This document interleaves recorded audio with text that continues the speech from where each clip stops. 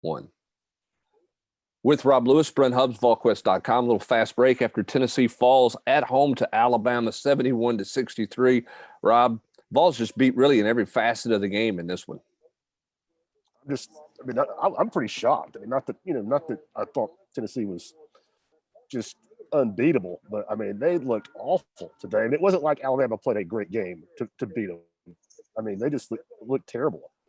Just no sync at all offensively. They had, considering how this team plays, they only had 7 assists on 21 made shots. That's not typical. John Fulkerson, your senior, the guy that you want to run your offense through, just did not have it today. Tennessee came into today as the best foul shooting team in the SEC at right at 80%. They were just brutal there today, shot 65%. I can't remember the exact number, but it was not good. Shot 33% for the game, or 4 for 21 from three-point range. And, again, Alabama played well. They were 10 of 20 from three-point range, made that 5 in a row. But, again, it's not like they came in and played some flawless game of basketball and beat Tennessee. Tennessee just flat out just didn't have it today. We're never in sync. I can't imagine that Rick Barnes is going to be pleased with his team's shot selection overall. And there was a stretch in the second half. Alabama goes nearly 5 minutes without a bucket. Tennessee's getting some stops on defense to get back in it. But the Vols only scored 2 points during that 4+ minute stretch, settling for jump shots. Did not seem like Tennessee consistently wanted to attack the rim. I can't imagine that was part of the game plan coming in. I would have thought that Rick wanted it around the rim with the ball in the paint. Yeah, and I think part of that's Fulkerson. I'm going to be really interested to see if Fulkerson was injured. I don't know. Did they say anything in the broadcast? Because to me, that just looked like the head coach was sending a message to his senior leader. And again, we're taping this before Rick talks, so maybe I'm misreading it. But he sat Fulkerson for the last 6-7 minutes of that game in crunch time. He's been consistently critical of him for the past couple of weeks since the end of non-conference play, saying he needs more. So that was a pretty significant message being sent there, unless he was injured. Again, I could be reading that wrong.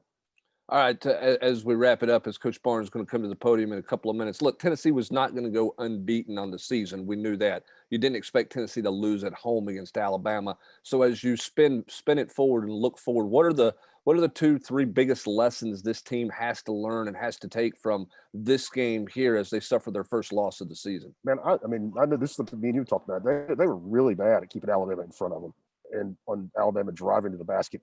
And we've seen that a couple of times, and you wouldn't really think that. It's from this team, the kind of athletes they have, but Bama routinely got, just guards just driving it at people. Not kick. To me, that more than the 3-point shooting, because Alabama, they were just 2-9 in the first half, and they were still ahead of Tennessee at the break because of Tennessee's inability to keep guards out of the paint and get to the rim. So that, to me, you got to fix that, because people are going to see that. Missouri did a little bit of it too, but Alabama just ate them up on that. And it wasn't all. And part of it, I think it's tough to play E.J. Anosike at the 4 in a game like this when Alabama's going to spread the 4 with so many ball handlers. But it wasn't just him. Tennessee's guards got driven by all night. And I thought, the Jaden Springer injury, which we'll find out more about when Coach Barnes talks, I thought that really hurt Tennessee from a defensive standpoint in the second half, because he's one of the better on-ball defenders. And I thought they really missed him. Will be interesting to see what this team learns, what Rick Barnes has to say, and where they go moving forward. It's not lost. This is still a very good basketball team. They're not going to win every game they play, but Tennessee cannot have nights like this at the office, and they showed some vulnerability on the defensive end and played pretty careless, I thought, on the offensive end when you look at some of their shot selection, some of the things they did there. Tennessee only had 1 turnover in the second half, so that tells you just how bad they were on offense. It wasn't like they had all kinds of opportunities and just flat out could not score. Tennessee falls at home to Alabama, 71-63. Full coverage coming up throughout the evening at VolQuest.com.